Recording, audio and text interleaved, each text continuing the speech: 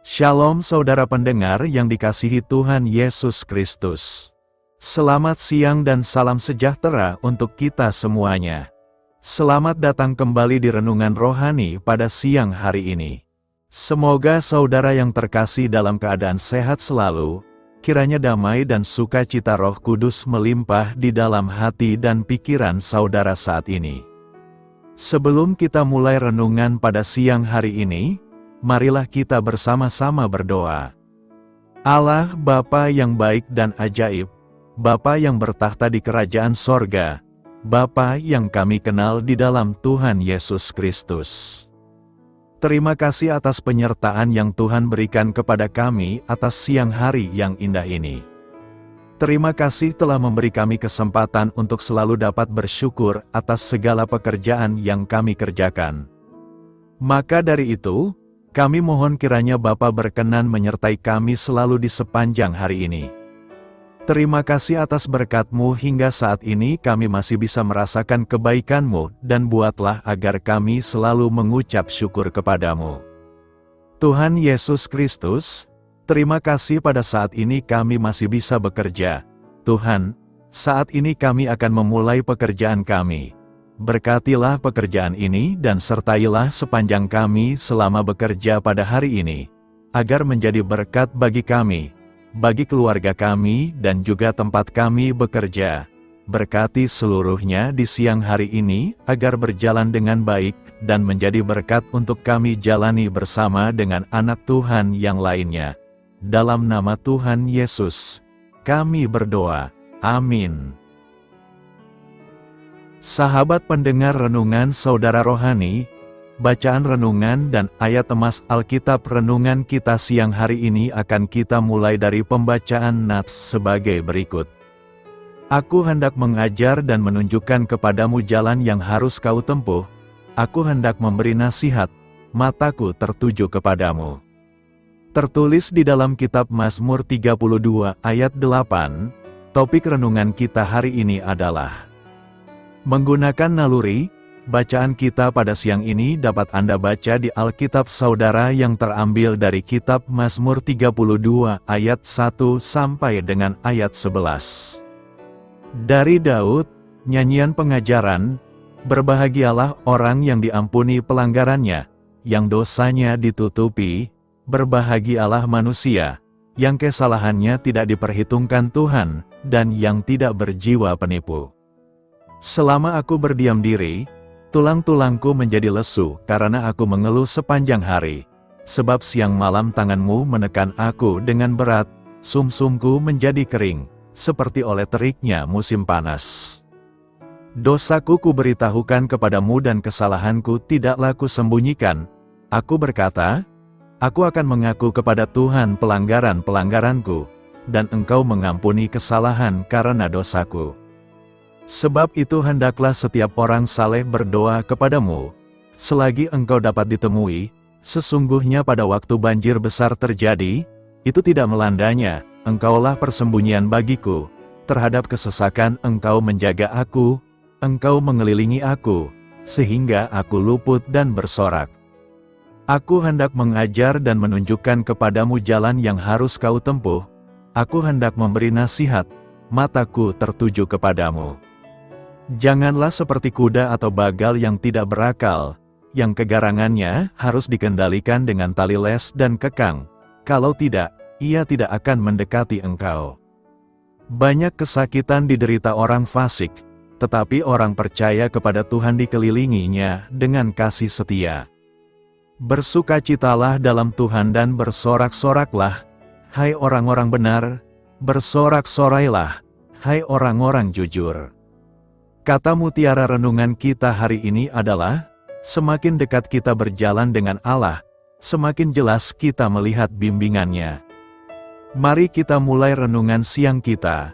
Mari kita mulai segmen kisah inspiratif. Terbang menembus badai adalah pengalaman yang berbahaya. Ada godaan untuk terbang sesuai dengan naluri saja, atau, seperti istilah yang dipakai para penerbang, untung-untungan. Namun, seperti perkataan setiap pilot kepada Anda, resep itu dapat mendatangkan bencana, Apabila Anda bergantung pada perasaan dan naluri, Anda akan kehilangan arah, dan berpikir bahwa pesawat mengarah ke atas padahal sebenarnya mengarah ke bawah.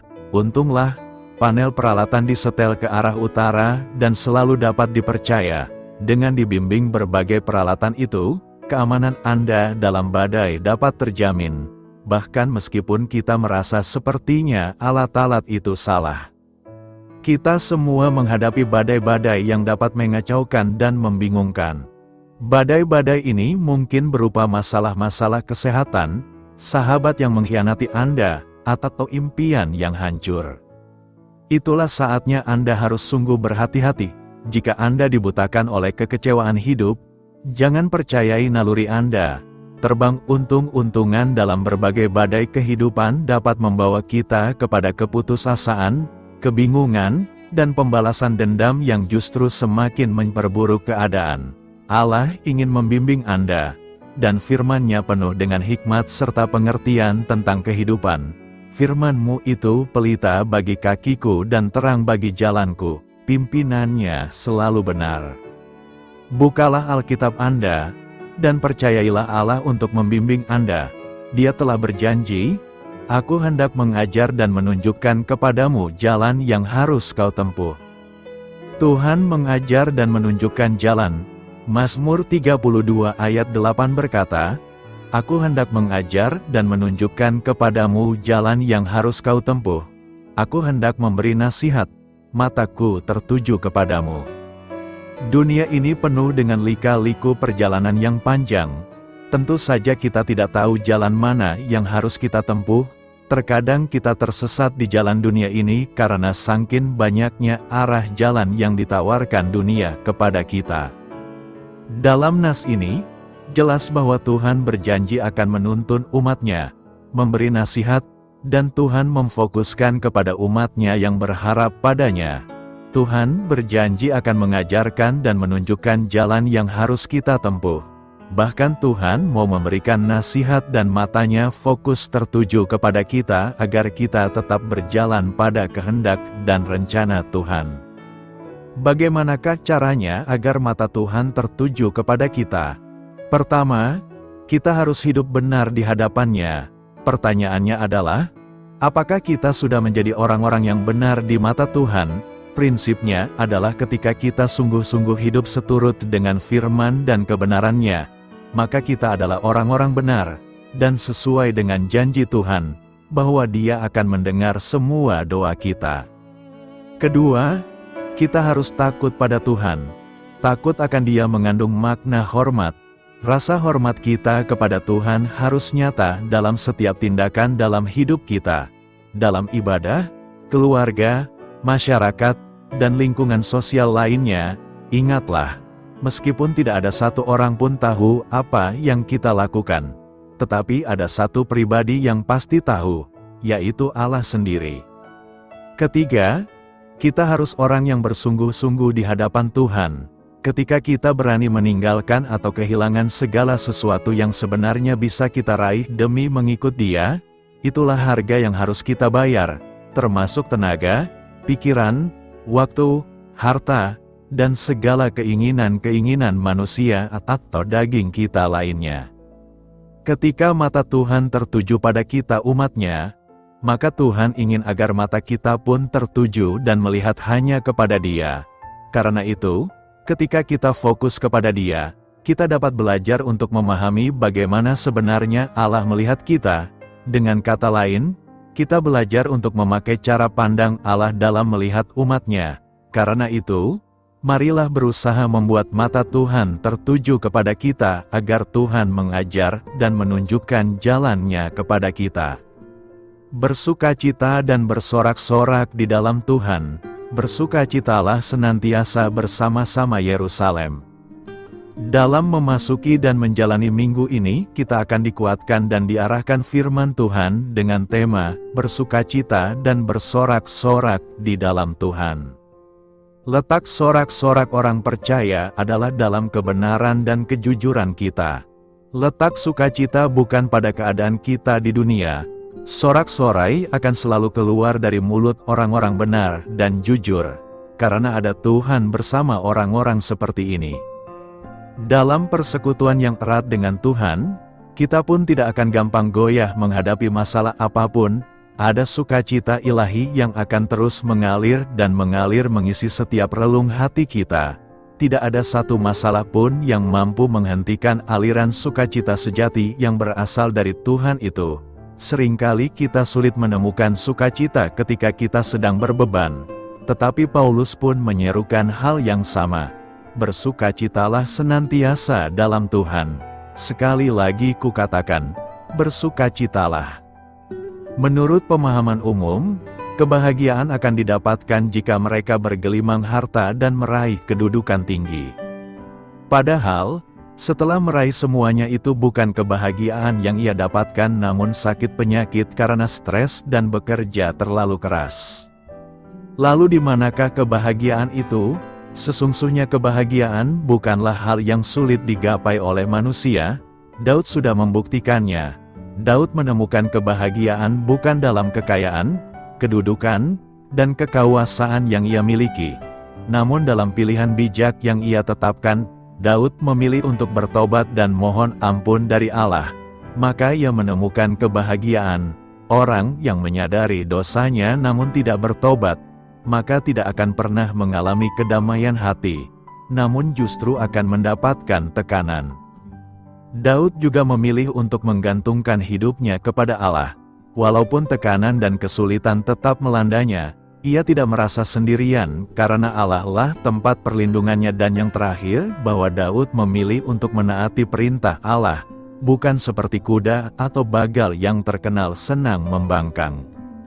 Pilihannya yang terakhir adalah sangat tepat, sebab orang fasik akan mengalami derita bukan selalu secara fasik, namun yang pasti secara hati dan jiwa, karena hanya orang yang sudah dipulihkan hubungannya dengan Allah yang akan merasakan damai sejahtera yang sesungguhnya.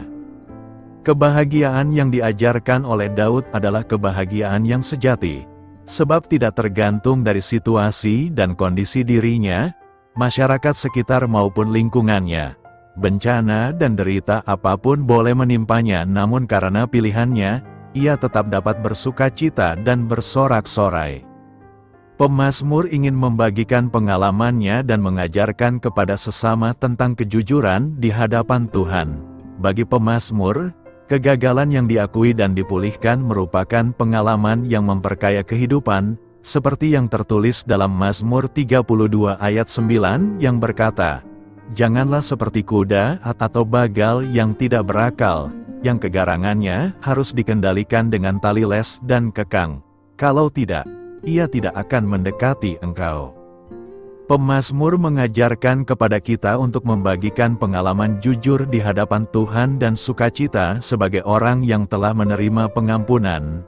Berbagi pengalaman akan hal itu akan mendorong orang lain untuk juga berani jujur di hadapan Tuhan, sebab tidak ada seorang pun boleh mengeraskan hatinya ketika Tuhan sedang mengajar dan mendidiknya. Semua orang yang berani jujur di hadapan Tuhan akan merasakan kasih dan pengampunan dari Tuhan. Dalam dua ayat terakhir, yaitu ayat 10 dan 11, pemazmur mengatakan bahwa orang percaya yang mau jujur di hadapan Tuhan akan dikelilingi oleh kasih setia Tuhan, sedangkan orang fasik justru mengalami hal yang sebaliknya. Orang fasik mengalami kesakitan bukan hanya secara fisik, tetapi juga mental mereka. Kesakitan yang dialami oleh orang fasik terjadi karena ulah mereka yang menipu diri sendiri. Di bagian terakhir, pemazmur mengajak orang-orang jujur untuk bersukacita dan bersorak-sorai bagi Tuhan. Orang jujur bukan hanya mendapatkan sukacita, tetapi juga damai sejahtera yang melimpah. Pertanyaan kita sekarang adalah, apakah manfaat jika kita bersorak-sorak di dalam Tuhan?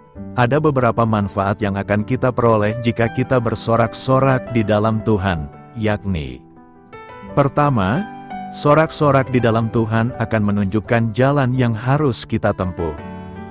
Dalam ayat 8a sudah jelas bahwa orang yang selalu bersorak-sorak di dalam Tuhan, maka kepadanya akan ditunjukkan jalan yang cocok baginya, jalan yang harus ditempuhnya.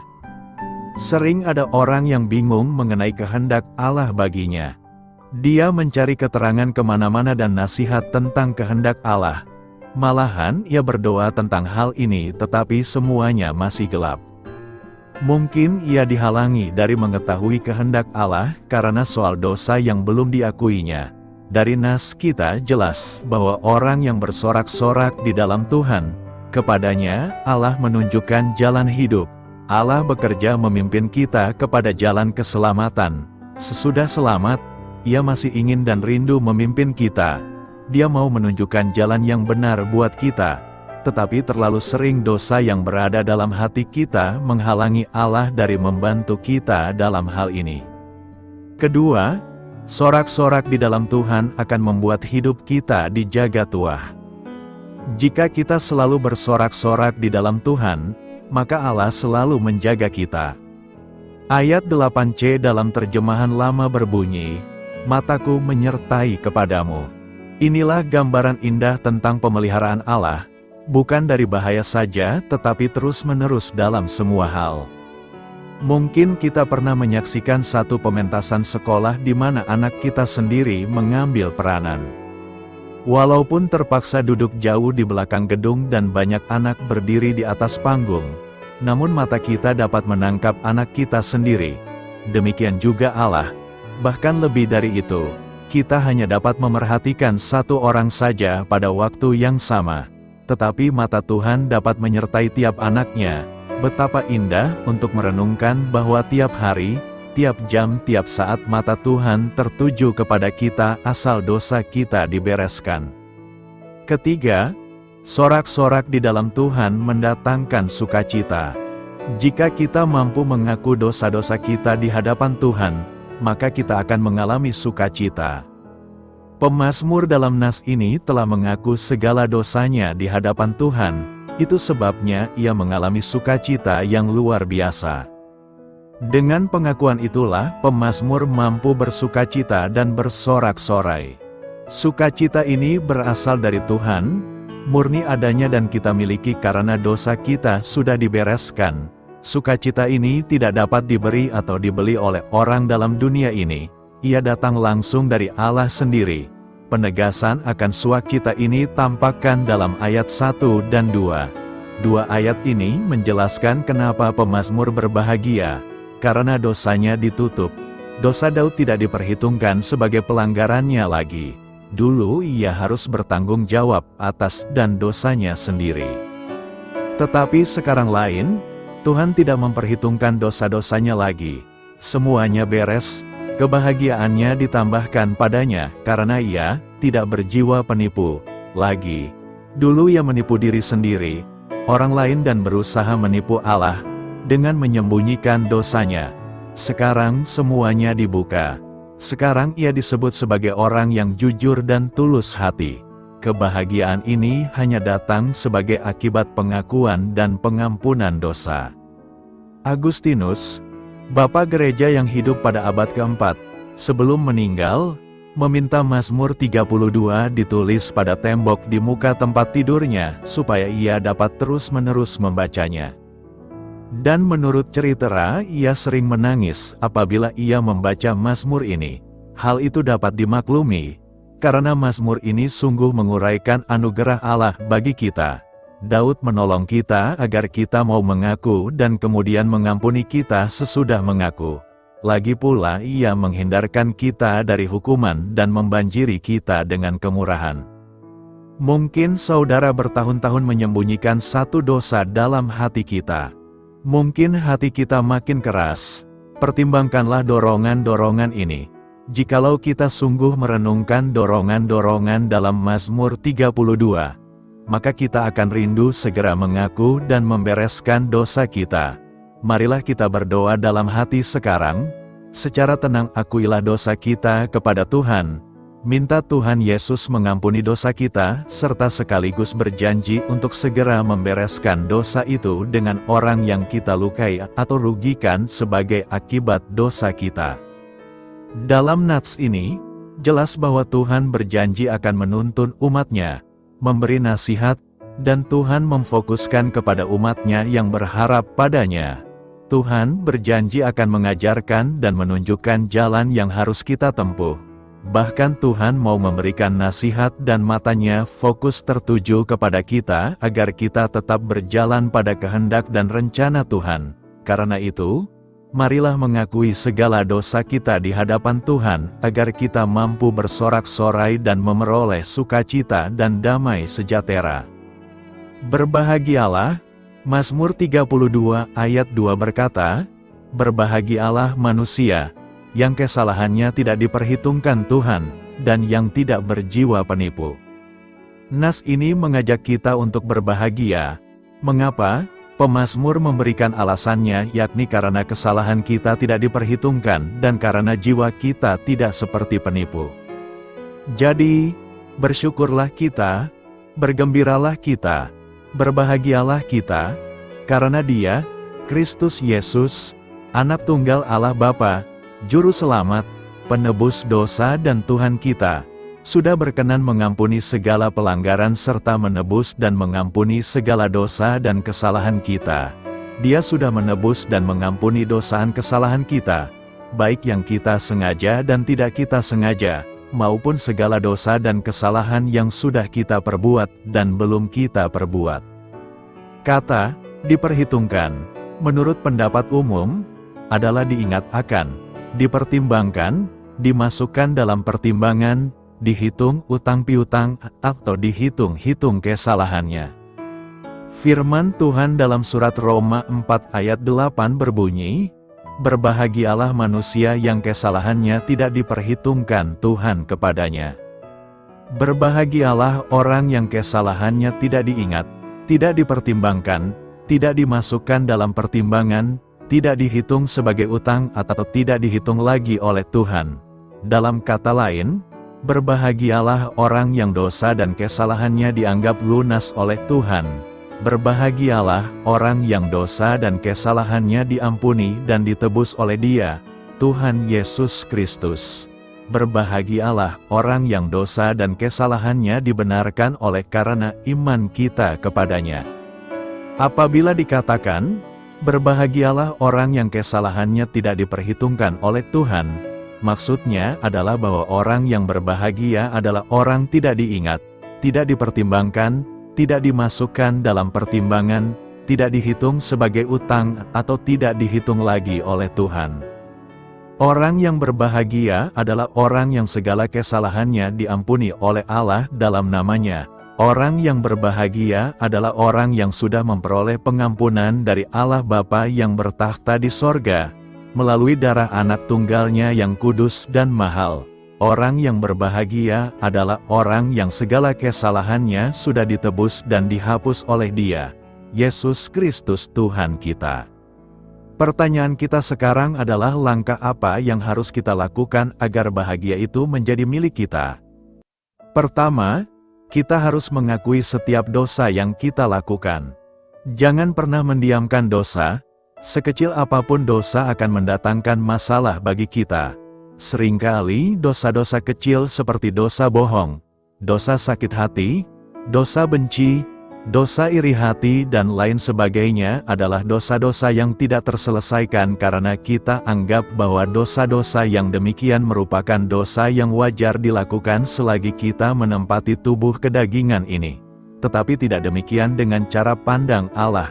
Dosa besar maupun dosa kecil semuanya adalah dosa yang mendatangkan masalah. Kedua, kita harus memanfaatkan anugerah Allah dalam kehidupan kita. Pengampunan adalah anugerah Allah. Itu terjadi karena kasih Allah semata-mata. Kalau bukan karena anugerah Allah, posisi kita akan tetap sebagai terdakwa dan akan mengalami hukuman maut yang hanya menunggu eksekusi. Jadi, jangan permainkan Allah dengan hidup semaunya, karena kalau sampai kita jatuh ke dalam dosa, Allah akan kejar dan tekan kita, dan kalau kita tidak mempedulikannya, Allah akan hancurkan kita. Ketiga, kita harus milikilah hidup yang benar. Dahulu memang kita orang berdosa, tetapi karena anugerah Allah kita dibenarkan dan merdeka atas dosa. Predikat orang benar yang kita sandang harus kita pertahankan dengan menjalani hidup sebagai orang benar, yaitu kehidupan yang seturut kehendak Allah, yang berarti juga kehidupan yang memiliki kontras dengan kehidupan dunia ini. Memang hal ini akan menggiring kita pada tekanan-tekanan hidup karena kita berada di poros yang berbeda dengan dunia ini. Namun apabila kita fokus dengan Allah, maka posisi kita tidak akan mudah untuk digoyahkan dan hidup kita akan senantiasa bersukacita meskipun masalah masih akan tetap ada. Tetapi masalah itu tidak akan menjadi masalah yang melumpuhkan kita. Karena itu, berbahagialah sebab Allah tidak memperhitungkan kesalahan kita. Mengapa Daud meminta Tuhan untuk menciptakan dalam diriku hati yang bersih? Dalam Mazmur 51 ayat 10. Ketika Daud berdoa, "Jadikanlah dalam diriku hati yang tahir," ia memohon ampun kepada Tuhan. Subjudul Mazmur 51 menjelaskan situasi tersebut. Mazmur Daud, ketika Nabi Nathan datang kepadanya setelah Daud berzina dengan Batsyeba. 2 Samuel 11 menceritakan kisah yang mesum itu.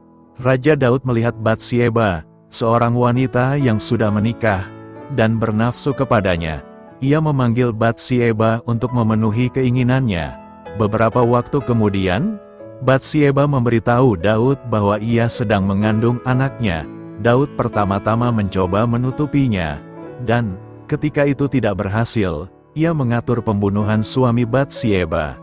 Daud kemudian menikahinya. Jelas, Daud tidak memiliki hati yang tahir setelah kejadian itu. Ia telah berzina dan mungkin memperkosa, karena bahasa yang digunakan dalam kasus ini juga digunakan untuk pemerkosaan. Tindakannya memanggil Batsyeba dan tidur dengan Batsyeba tentu saja merupakan penyalahgunaan wewenang kerajaan.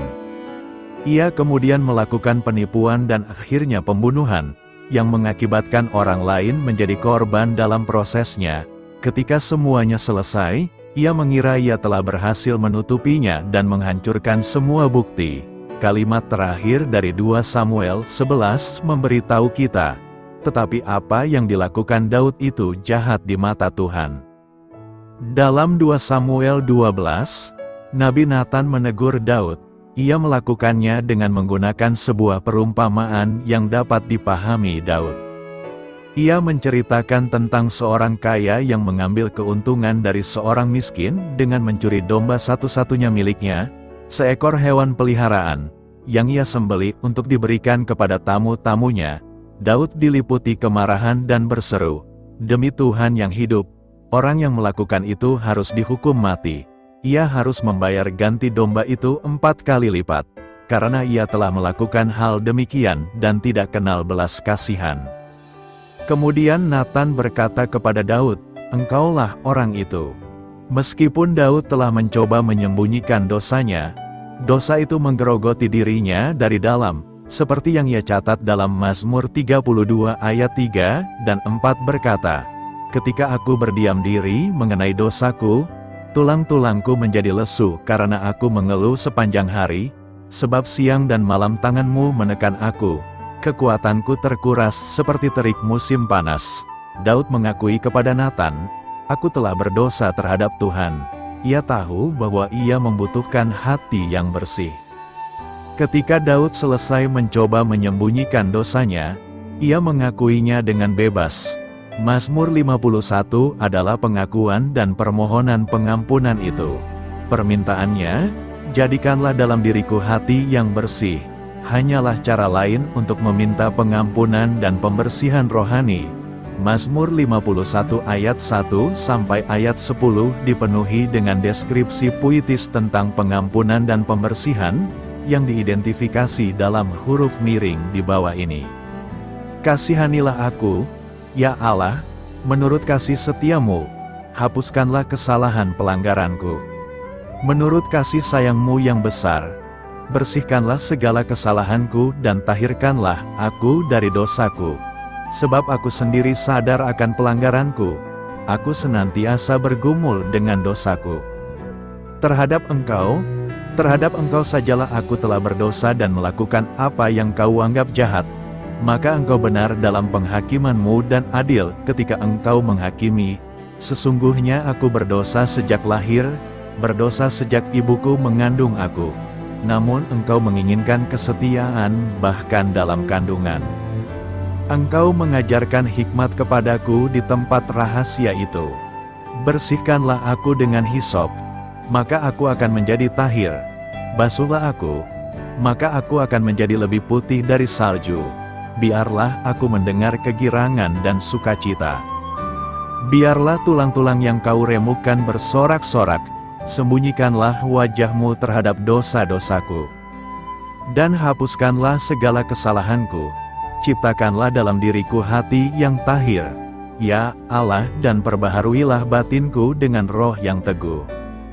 Meskipun Daud menderita akibat dosanya, yang diuraikan dalam 2 Samuel 12, ia diampuni dan dipulihkan ke dalam persekutuan rohani dengan Allah. Mazmur 32 menceritakan tentang kelegaan besar yang dirasakan Daud ketika ia mengaku dosa.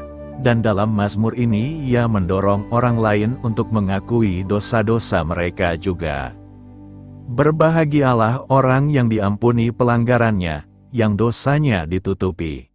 Berbahagialah orang yang dosanya tidak diperhitungkan Tuhan terhadapnya dan yang dalam rohnya tidak ada tipu daya.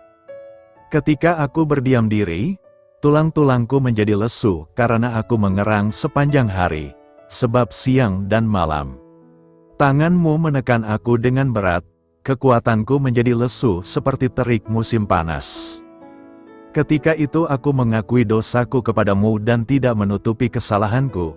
Aku berkata, aku akan mengaku kepada Tuhan pelanggaran-pelanggaranku, dan engkau mengampuni kesalahan karena dosaku. Karena itu biarlah semua orang yang setia berdoa kepadamu selama engkau dapat ditemukan. Sesungguhnya gelombang air yang dahsyat tidak akan mencapai mereka. Engkau adalah tempat persembunyianku. Engkau akan melindungi aku terhadap kesulitan dan mengelilingiku dengan nyanyian pembebasan. Aku akan mengajar engkau dan menunjukkan kepadamu jalan yang harus kau tempuh. Aku akan menasihatimu dengan mataku yang penuh kasih sayang kepadamu.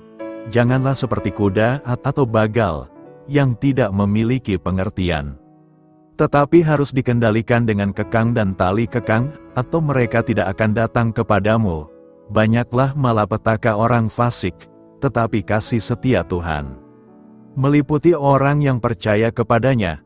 Bergembiralah karena Tuhan dan bersorak-soraklah, hai orang-orang benar. Bersorak-soraklah, hai semua orang yang tulus hati. Paulus menggunakan Mazmur 32 sebagai contoh keselamatan yang terpisah dari perbuatan. Daud diampuni bukan karena perbuatan apapun yang dilakukannya untuk memperoleh pengampunan, tetapi hanya karena ia memohon dengan iman. Karena pengorbanan Kristus, setiap orang berdosa dapat memohon pengampunan dari Tuhan, yaitu, agar hatinya bersih, dan ia akan menerimanya. Rasul Yohanes juga memberitahu kita, jika kita berkata bahwa kita tidak berdosa, maka kita menipu diri kita sendiri dan kebenaran tidak ada di dalam kita. Jika kita mengaku dosa kita, maka Ia setia dan adil, sehingga Ia akan mengampuni segala dosa kita dan menyucikan kita dari segala kejahatan, terlepas dari semua yang dilakukan Daud, dan semua yang kita lakukan. Tuhan bersedia mengampuni karena Yesus telah membayar hukuman yang seharusnya kita terima. Tidak peduli seberapa kotornya kita, Tuhan dapat menciptakan hati yang bersih di dalam kita. Selamat berkarya untuk Tuhan, selamat memulai karya dalam minggu ini untuk Tuhan. Doa saya menyertai saudara sekalian. Saya memberkati Anda agar sewaktu Anda mencarinya dari Dia, Bapa Surgawi Anda akan memberikan bagi Anda roti harian Anda.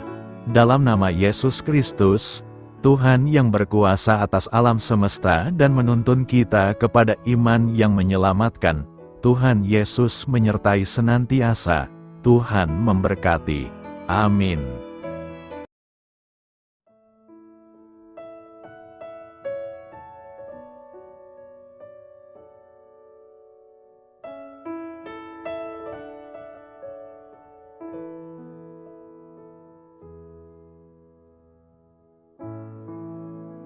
Demikianlah renungan firman Tuhan pada siang hari ini. Semoga menjadi kekuatan di dalam hidup kita dan menjadikan kita pribadi yang lebih sukses. Sebelum kita memulai aktivitas hari ini, marilah kita berdoa. Bapa kami yang ada di sorga, terima kasih atas kasih dan kebaikan Tuhan yang begitu besar buat kami. Tuntunlah perbuatanku agar di sepanjang hari ini saya bisa bekerja sebaik-baiknya, tidak pernah jemu menolong sesama, selalu ramah dan tahu terima kasih, menghayati iman dan mengamalkannya dengan sekuat tenagaku. Semua ini saya sampaikan kepadamu, dengan pengantaraan Kristus, Tuhan kami. Allah, Bapa kami bersyukur kepadamu, bahwa dengan bekerja kami boleh ambil bagian di dalam karya-Mu mensejahterakan dan membahagiakan umat manusia. Kami mohon bimbingan-Mu dalam melaksanakan pekerjaan kami hari ini. Bimbinglah kami agar sanggup bekerja dengan semangat kasih, dengan riang, rajin dan jujur. Terima kasih, Tuhan. Amin. Dalam nama Tuhan Yesus Kristus Tuhan dan Juru Selamat kami, Bapa kami yang baik, kami mengucap syukur dan berdoa. Amin. Biarlah firman Tuhan menjadi pengingat untuk kita semua, bahwa tuntunan dari Roh Kudus akan selalu memberi jalan keluar bagi setiap permasalahan hidup kita, dan memberi kedamaian di hati kita. Amin. Sampai jumpa di renungan siang saudara rohani berikutnya. Shalom.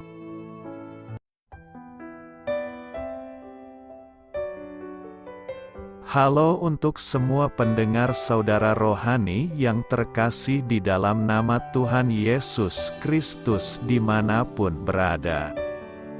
Mari dukung kami, tim redaksi Renungan Harian Saudara Rohani dengan cara memberikan bantuan, kritik dan masukan.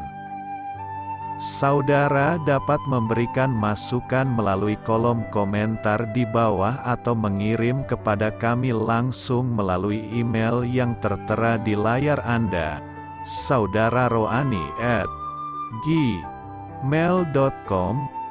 Jika saudara terberkati melalui renungan ini, saudara dapat mendoakan kami dan memberikan bantuan lainnya dengan mengirim email kepada kami. Saya berdoa agar saudara sekalian bahagia dan sehat selalu. Amin.